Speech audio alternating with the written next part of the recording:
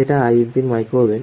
Micro ওভেনটার problem হলো switch মারার পর যখন প্যানেল বোর্ড থেকে স্টার্ট বোতাম দিয়ে অন করা হচ্ছে তখন অন হচ্ছে না, মানে বোতাম কাজ করছে না, মানে এই যে টাচপ্যাডটা কাজ করছে না।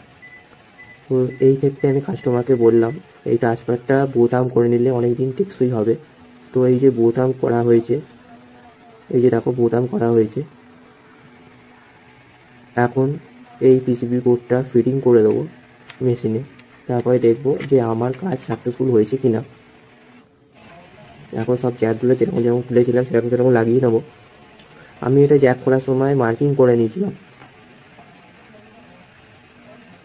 এই যে লাগাচ্ছি জ্যাকগুলো।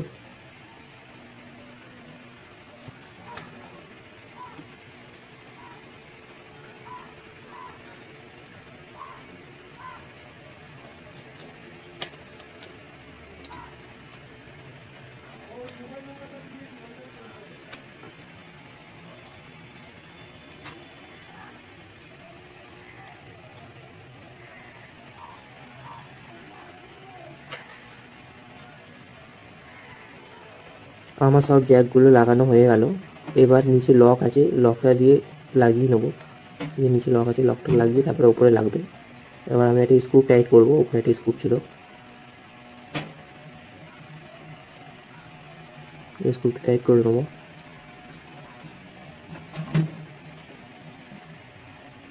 এরপরে কভারটা লাগাবো, উপরে কভার, সাইডে লক আছে, লকটা দিয়ে ফিটিং করে লাগাতে হবে। এখন লাগিয়ে দিয়েছি সব।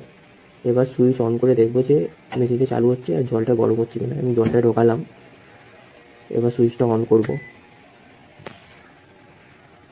স্টার্ট বোতামটা মারলাম, দেখো 30 সেকেন্ড স্টার্ট চালু হয়ে গেছে। এই যে মাইক্রো ওভেন চালু হয়ে গেছে। আমার ভিডিও ভালো লাগলে অনেক অনেক শেয়ার করো, আর যারা নতুন নতুন কাজ শিখছো তারা চ্যানেলটাকে সাবস্ক্রাইব করে রেখো, তাতে নতুন নতুন ভিডিওগুলো যখন আসবে তোমরা দেখে অনেক কিছু শিখতে পারবে।